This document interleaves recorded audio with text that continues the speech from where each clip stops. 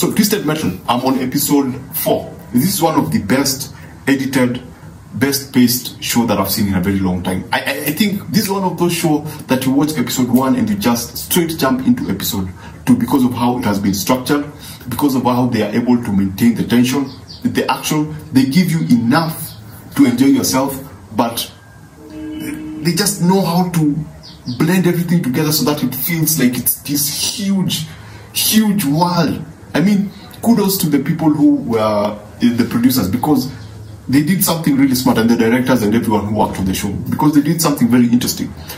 You can see the budget issues with this movie. You can see the constraints because it's a full show and it's post-apocalyptic. I mean, that's one of the most difficult thing you have to do, because you have to show all these destroyed buildings, you have to show dilapidated places. But they were able to do something very smart with the show. They were able to show enough for you to understand what's going on, but then cut at the right point whereby you don't see the budget challenges. Why would I recommend this show? Number 1, the music. The music, if you are a millennial, if you love music generally, and you love 2000s, you love Cisco. If you've heard Cisco, you've heard his music. In episode 2, you'll have an interesting time. There are very, very interesting playlists by which Anthony Mackie, and I'll talk about that later. There are a lot of good music that is played throughout the show up to episode 4. Not up to episode 4, because I'm yet to complete it. I've not been able to get the time to actually complete it. But up to episode 4, I'm loving the music, I'm loving the editing, I'm loving the performances. Now, performances, we have Anthony Mackie as the lead, then we have Stephanie Beatriz. Those are the characters that we follow throughout the show. Then the other side characters, we have Agent Stone, who has his arc is tied to Stephanie Beatriz's character. The arc is like tied together because he did something to the brother and something, so she has to do something too. She's actually seeking revenge in a way, in quotes. And then there are these other characters who just keep popping up. There is now the big bad who has been established in the first episode. I'm not really sure if she's going to be like the big bad, but the way she was introduced, I assume that she's going to be the big bad. We only see her in the first episode, but I believe that as we go on, because of what we see, how she's established, we'll get to see more of her. So I would say this is one of the... I've never played the video game. I don't know how it works, but my goodness, this is a very interesting one. It's very dynamic. You have every kind, and I'm only on episode 4. The world, for those who have not seen this, who've never played the game, and who are still wondering if you want to see this show, the world you'll have. So one day, a bug hit the internet and everything went bonkers. Everything. This is back in 2002. Technology went crazy, so the world went insane. So lawlessness popped in, buildings fell, planes were falling out of the sky.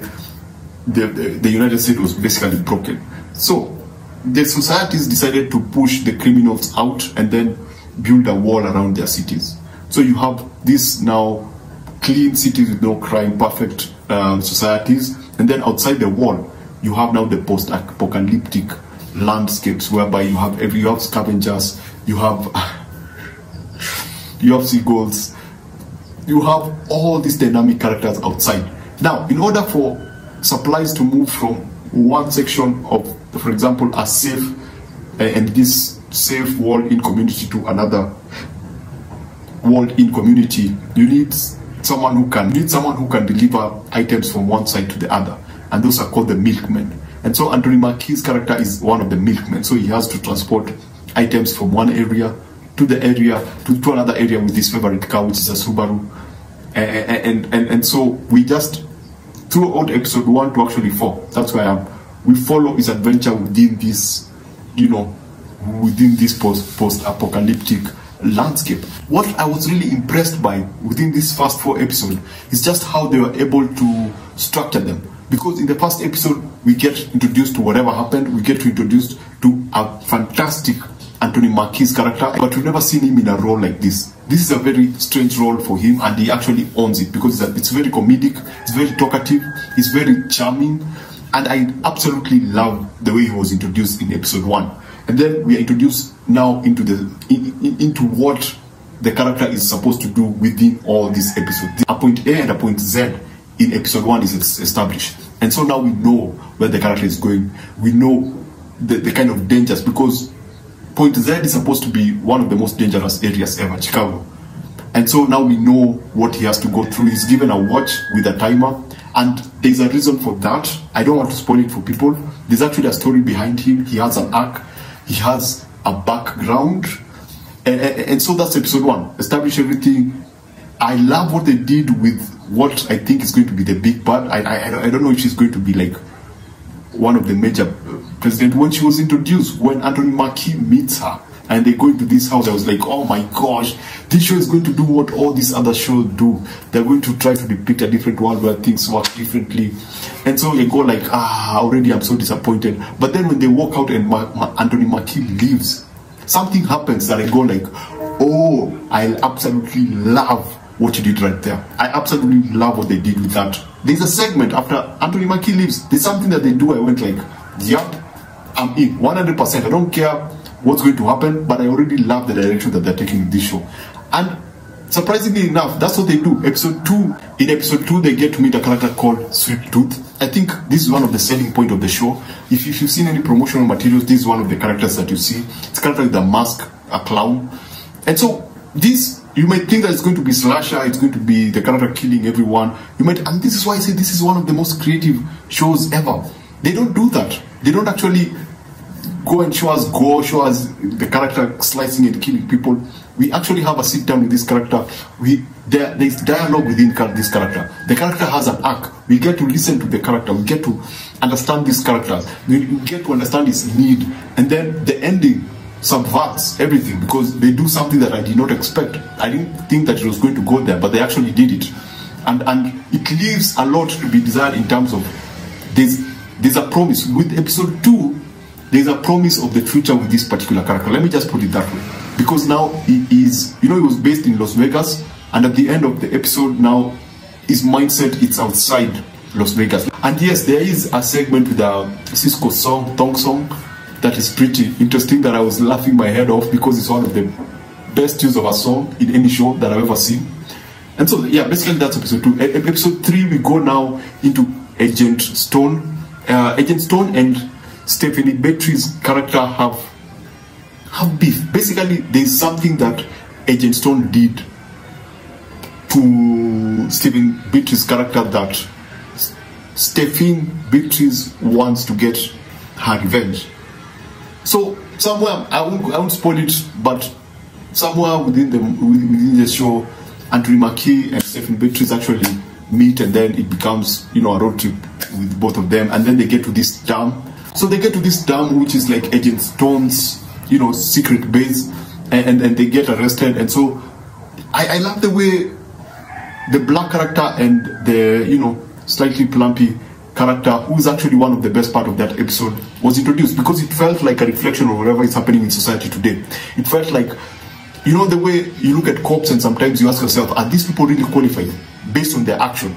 So you get a lot of that. You get to look at these people and then you think about the cops in the real world and you go like, there were some torture sections that reminded you of what you heard was happening in Guantanamo Bay. And again, very interesting use of music.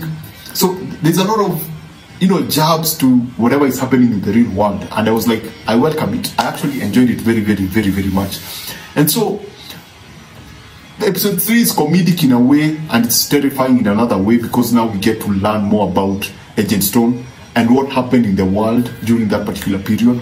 And we get into his psyche, what he was before he became Agent Stone, and the kind of things that he did before he snapped. Let me just put it that way. And so going into episode 4, I was pretty excited, but then episode 4 for me was the weakest episode so far. It takes a much...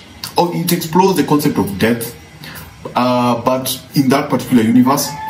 But I don't know, there was something lacking about it. Everything felt... Because now, again, expanding the world. Each episode expands the world.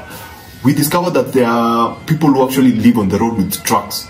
And so these trucks can actually come together and form like a city, like a small town. When all those trucks are joined together, they can actually form something. And they're always on the move, and they never stop. If you're thinking about fuel, they explain it, expanding the world. And so these people who live here, I understood the concept, but the way it was shot, it felt staged. it felt like a play whereby you tell people to stand in specific areas so that you can have this character do something in the forefront, and so you have it has a very staged feel when you go into the tracks. So for me, that was the biggest issue. It didn't feel authentic. Let me just put it that way. Yes, I wouldn't know how a city living in a truck could be authentic, but there's a way that was captured that is not consistent with what has already been established in the previous episodes.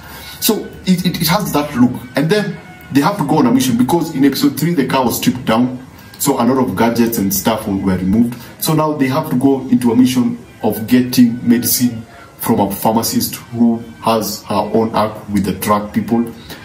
And so they go on that journey again, which is a very short-lived journey. And in the, again, they continue expanding the world. We learn that in this particular segment, there are these religious people who are also more of a cult, because if they get you, they actually punish you. Because we see a guy who's been hanged upside down on a cross, and so there are bikers who, like, really super religious people who will chase you down, grab you, and then do stuff to you.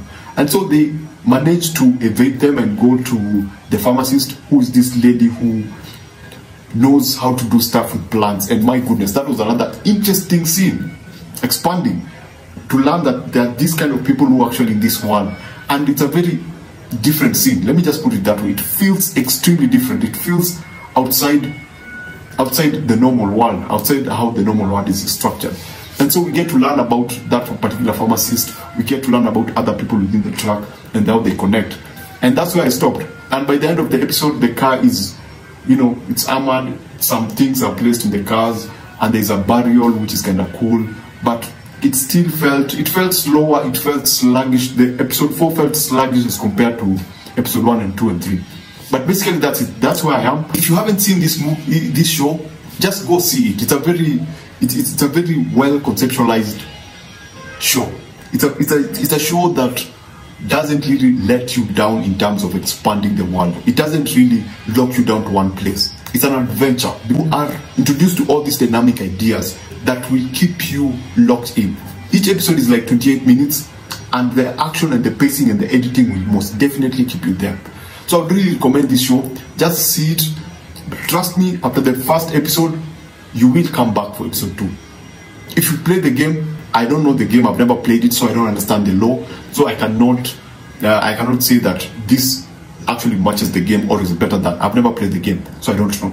So basically that's it. See you on episode 6, 7, 8, 9, and 10. I want to also say, the last thing that I want to put in, the performances are also fantastic. For a show, for a TV show, the performances are really, really, really good. So remember to always watch what you enjoy and enjoy what you watch. I will see you on episode 6, 7, 8, 9, 10. And thanks for watching. Please subscribe, and I shall see you on the next one. Thanks for watching.